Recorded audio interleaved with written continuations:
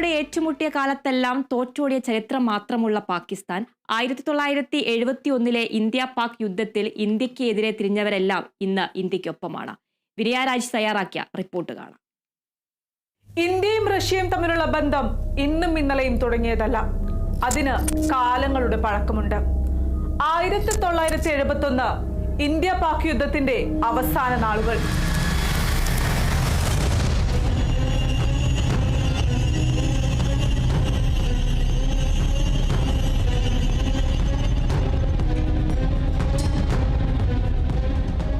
Indian സേനാ മുന്നേറ്റത്തിന് മുന്നിൽ പകച്ചുപോയ കിഴക്കൻ പാകിസ്ഥാന്റെ സേനയ്ക്ക് കീഴടങ്ങുകയല്ലാതെ മറ്റു മാർഗങ്ങളില്ലാതെയായി.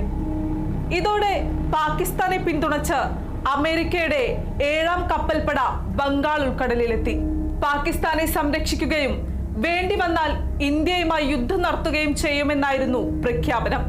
70ലേറെ ഫൈറ്റർ വിമാനങ്ങളും ആണവായുധങ്ങളുമായി അമേരിക് കിഴക്കൻ പാകിസ്ഥാനെ ലക്ഷ്യമിട്ട് വന്നു.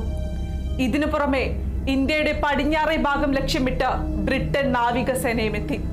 ഇന്ത്യയെ 2 ഭാഗത്തു നിന്നും ആക്രമിക്കുക എന്നതായിരുന്നു ഇവരുടെ ലക്ഷ്യം. എത്രയും പെട്ടെന്ന് പാകിസ്ഥാനുമായുള്ള യുദ്ധം ഇന്ത്യ അവസാനിപ്പിക്കണമെന്നും മുന്നറിയിപ്പ്. അന്നത്തെ ഇന്ത്യൻ പ്രധാനമന്ത്രിയായിരുന്ന ഇന്ദിരാഗാന്ധി ഇവർക്കെതിരെ കടുത്ത നിലപാടുകൾ സ്വീകരിച്ചു. പാകിസ്ഥാന് വേണ്ടി കപ്പലുകൾ വിടാം, വിടാതെയിരിക്കാം. എന്റെ രാജ്യത്തിന്റെ സമുദ്രാതിർത്തി കടക്കുന്ന കപ്പലുകളും അതിലെ സൈനികരും തിരിച്ചു പോകണമോ എന്ന് ഞാൻ തീരുമാനിക്കും, ഇന്ദിരാഗാന്ധി പറഞ്ഞു. അന്ന് ഇന്ത്യയെ പിന്തുണച്ച് റഷ്യയും രംഗത്തെത്തി. അമേരിക്കയെയും ബ്രിട്ടനെയും തടഞ്ഞു നിർത്താൻ വേണ്ടി വന്നാൽ ഇന്ത്യക്ക് വേണ്ടി യുദ്ധം ചെയ്യാനും അക്കാലത്തെ ഏറ്റവും വലിയ ശക്തിയായിരുന്ന സോവിയറ്റ് യൂണിയൻ തീരുമാനിച്ചു. അന്ന് റഷ്യയുടെ ഇടപെടൽ മൂലം മാത്രമാണ് ഇന്ത്യ അമേരിക്ക യുദ്ധം ഒഴിവായത്.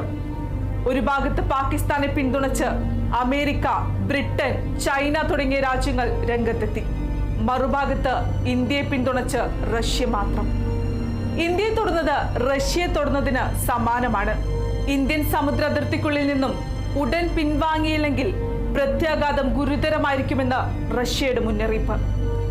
ആയുധങ്ങൾ നിറച്ച 6 അന്തർവാഹിനികളും വിമാനവാഹിനികളും ഉൾപ്പെടെ 2 ഗ്രൂപ്പുകളായി തിരിച്ച് ഇന്ത്യയെ സഹായിക്കാൻ അവരെത്തി.